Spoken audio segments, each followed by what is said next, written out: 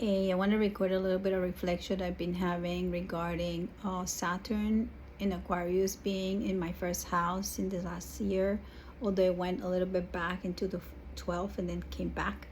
And Saturn in Aquarius means something, and in the first house means something that I am going to show up individually and create a new structure of how I relate in group situation. I had this perception since I was little that I was different, that I was not well accepted because I have a very strong personality, very intense attitude towards life. So I felt that at times I could alienate people, situations, in school groups.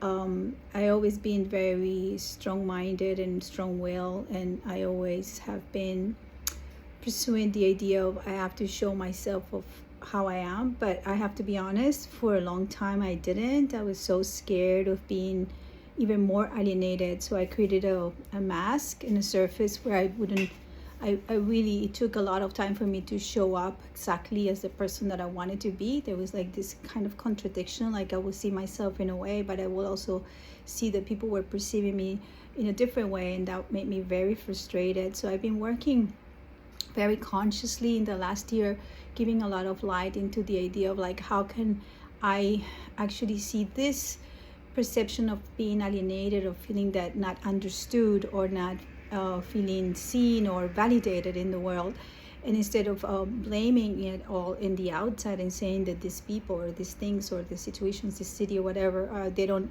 get me. What can I do that is different? How can I reevaluate? So the interesting thing was like Jupiter, Pluto, the South Node, and Saturn, and many other planets have been for a long time, since 2017 throughout 2020 and even 21. They went through my 12th house. So the 12th house that is ruled by Capricorn, it's a place to just go back to the spirit. So I have been having a lot of reconnection and rewiring and rewriting the hard drive of everything that I conceive as my own reality, of what it is, how I connect to the source, whatever that is. You give any name that you want. So what I felt is like, and it's been a process, it's taking time.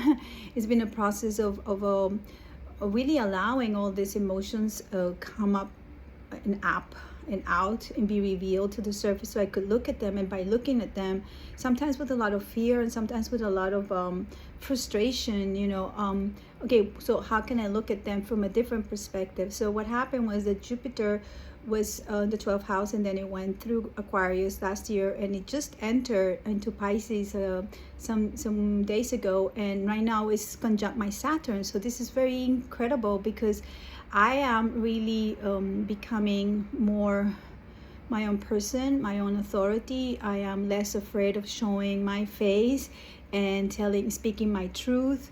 My aim is not to alienate anybody. On the contrary, I have very meticulously and with a lot of care been engaging in situations where I can learn new language and new modalities, so I can learn to deep listen, to actually listen from the heart, to allow other perspectives to come alive, and to do something that it was very important to me last year, was to really focus on the virtue of humility, and to understand that when I don't know, I just ask, as opposed to pretend that I know it all, because I don't. I grew up with that mask, like always going out there and tend to everybody else's needs without really paying so much attention that I was not taking care of mine. So right now I'm like in the process of finding out what is the right distance between, taking care of me, my needs, and then you or the world stays out there. And so I just know that by doing that, I can trust what is in my heart. What I say is something not because I want to provoke something and offend people. When I speak my truth, or I speak about other people's sovereignty, what I'm saying is I can see that people are not afraid right now in the world to really speak about what is important for them. And I don't want to be afraid about it. I mean, there's a whole thing about cancel culture that I had to like educate myself, because I saw myself as well few months ago, 2 years ago, a year ago, I'm following and crossing people and just saying, I don't want to talk to you, I don't want to deal with you. And so I had to really engage myself and educate myself with professional people, and also do a lot of practice within groups where I could understand when was the moment that I could actually really create a boundary and say no, because it was unhealthy and unsafe for me, and when I was being intolerant. So that's like a very fine line, right?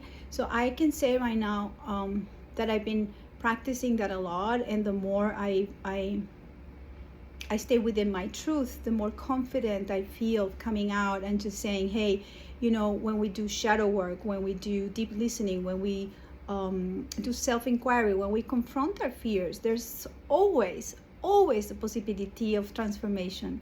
There's no way that, well, you are courageous enough to face the fear and you ask the fear what it wants.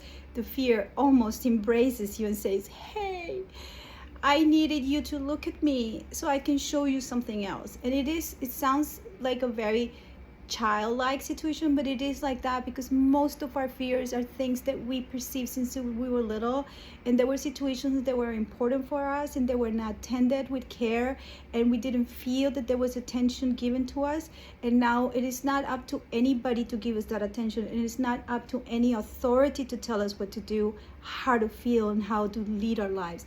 It is very important and imperative right now throughout this year that we still have this conversation about what is it that I really would like to say. I want to speak up, and I want to show, and I want to like get in touch again with my emotional body, because it is my GPS. It is always going to tell me where something is arising and it's not happening. And then if I don't know it, I'm projecting it into the other, and then that creates a shadow, and it creates a confrontation.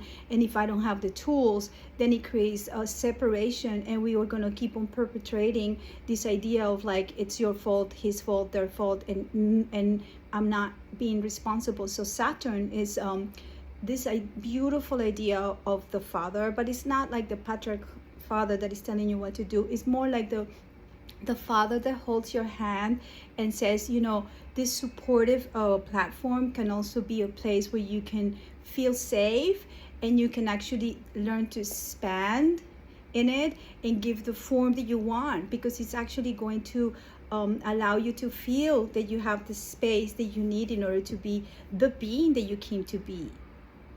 I mean, fully, without, like, if you have people confronting you. I've had people confronting me for my views, and I am opening my heart and saying, hey, can we create a dialogue? Can I listen to what is important for you? But, you know, I don't want to create a dialogue that starts already from shaming and blaming and calling me names and things without even having the opportunity to explain really what is it that is alive in me. So I will really encourage whoever. I mean, you can do whatever you want. It's a free world to some and not to others, but that's another post or another video. So basically this time is beautiful. This full moon is beautiful. The life is beautiful. I'm seeing more and more. This is a great thing. I'm seeing and I'm observing there's a large amount of people that are opening their hearts. They're really talking about how they feel. And by opening our hearts, we can feel connected, because that's all we want. We want to reconnect. We want to connect. We want to be seen. We want to be accepted. We want to be loved. We want to have joy, because, I mean, look at it. Look at the world. I mean, go and see a sunset, you know, get inside of the sea, feel the water, smell the roses, just taste the food. It's delicious. It's amazing. It's like, that's why we came here to be. So grounding ourselves with what really matters, reconnecting to how we feel, and becoming accountable for the stuff that we don't know, and accepting. It can really help that arrogance to be toned down, and then it opens up the heart, and then we can start connecting and seeing each other in ourselves, because we are all interconnected, whether you like it or not. Be well.